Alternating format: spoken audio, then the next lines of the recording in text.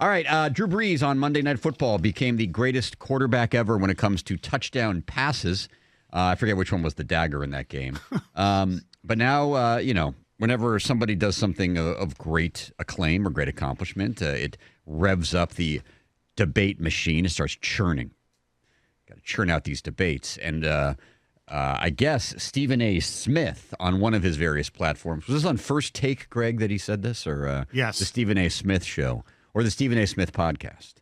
First Take. He said this about Drew Brees and Peyton Manning. When you look at that second title that Peyton Manning had, the career was over. He was literally being carried by Von Miller and that Denver Broncos. Not literally. And he was fortunate enough to be on a team with an elite defense going up against the Carolina Panthers and those boys, and they were able to have their way. But when you look at Drew Brees and what he's doing now, right now, Drew Brees at his age, right now with 540, career 41 now, career touchdown passes, right now en route to another 4,000, 5,000-yard passing season. He's still one of the top 5 quarterbacks in the National Football League right now. And so when you look at what he has been doing statistically and you combine that with how he looks now at the time that he captured this record and what he's doing on the football field and repeatedly how he has carried the Saints as a franchise. When you look at that franchise, you don't blame Drew Brees for an absence of Super Bowls. He's like Dan Marino for crying out loud. You looking at the absence of a defense, not to say that we look at them that way now, but the vast majority of his time in New Orleans, he was not to blame. You knew, when are you going to get Drew Brees help? That was the situation. Look, I like his career better. Right now. Is he saying that Drew Brees right now is a better quarterback than Peyton Manning? Because I'd agree with him on that. Yeah, I'd agree. Peyton does some good stuff. I like his commercials. Yes, he's really good. Right now. But you know what? He's right. Career-wise, he's right. The only thing Peyton Manning does have over him is one more Super Bowl, and you can argue the validity of that Stephen A. Smith did. And he also went to another Super Bowl. And he has more playoff appearances. He has more playoff games by a long shot, 27. Mm-hmm. But you look at how many does Brees have? 15. If you look at all the stats, pretty much they all, and then a lot of them are close, are all in Brees' favor. Quarter percentage, regular season, 67 to 65. Touchdowns, he passed them. Obviously, Brees has played more games. QBR, 98.2 for Brees, 96.5 for Manning. And you can go through yardage, obviously. Brees has played more. Also, playoffs, 66% for Brees, 63% accuracy for Manning. And here's the biggest one for me for playoffs. Touchdown to interception ratio. In the playoffs, he's only had 15 games, but Drew Brees, 5.4 touchdowns to 1.8 interceptions, where Peyton Manning's is 3.9 to 2.4. That, to me, is significant. Okay. So I'm going to say I'd take Brees ahead of Manning. But you wouldn't, though. Here's my question. Okay, yeah.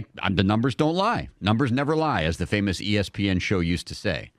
If you're Bob Quinn or you're any GM out there and you had your choice between Peyton Manning and Drew Brees, who would you take? That's the question. To me, that's the question. Now, statistically, has he accomplished more? Yes, I guess he's accomplished more. And, you can get into the quibble about the rings or whatever. I'm saying if we all agree Brady's the guy, right? Of all the quarterbacks. Right. If you're in the draft room and these two quarterbacks come up, Peyton Manning and Drew Brees, who would you take? You would take Peyton Manning. In hindsight, I'd take Brees. Knowing what you know now. Yes. Yeah. Not going in. No, of course. I mean, Manning's the most cerebral quarterback ever. I think he's the smartest quarterback that's ever played, but I don't think he's better than Drew Brees. I mean, they're both pretty damn good. You can count, you can use this in your Manning favor, the existence of Brady in his own conference. But oftentimes the Jets didn't lose to the Patriots. Colts. Or the Colts, didn't lose to the Patriots. Lost to the Jets. Yeah. Yeah. They lost to the Chargers one year. They lost to the Steelers when they ended up winning the Super Bowl here. Brees had to play in a way tougher division. I'm stunned, by the way, that Drew Brees has only played in that many playoff games. I thought there'd be more, and now I'm trying to think, has he made the NFC Championship game just the 2 times? The one time that they beat the Vikings, 3, and who else? The Bears.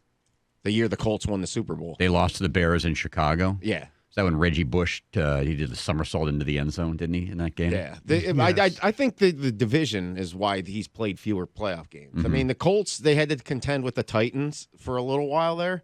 But then the mid-2000s, that division was garbage. Yeah. I think it's so funny because whenever you're talking about these types of arguments, it's almost borderline ridiculous. I know. They're both so great, and they're so much better than most of the other guys who ever played the position.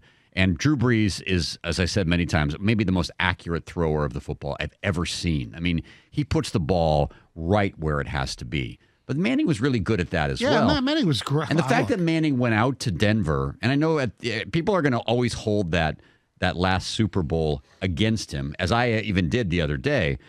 But first of all, Von Miller literally didn't carry him. No. At no point during their time together do I remember Von Miller holding Peyton Manning. Maybe Manny Ramirez held him up. But when he first got out there, that first year he was there, he was still Peyton Manning.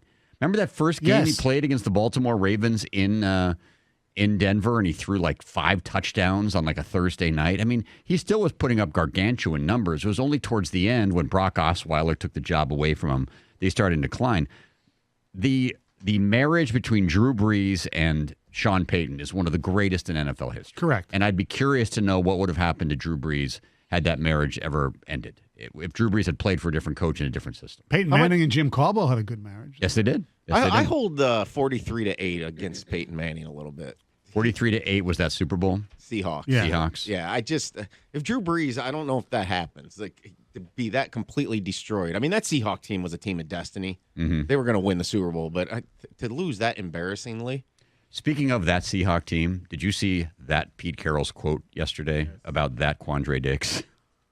What did he say? That it's like getting Cliff Averill? He said Quandre Diggs reminds him of some of the greatest safeties he's ever coached: Cam Chancellor, Earl Thomas, and Troy Polamalu. I give up. Yeah, there you go. I was hopeful. Now I'm not. Yeah, there you go. Good night, everybody. But he was a bad guy. Bad guy. Yes. Bad guy in the room. Spoke his mind. That's going to be Van Noy versus Diggs in the Super Bowl, right? And they'll be dueling for MVP of the game with they'll both have defensive co-MVP. touchdowns. First time two different players from two different teams win MVP. All right, let's go to Tony Ortiz now with a sports update on 97.1 The Ticket.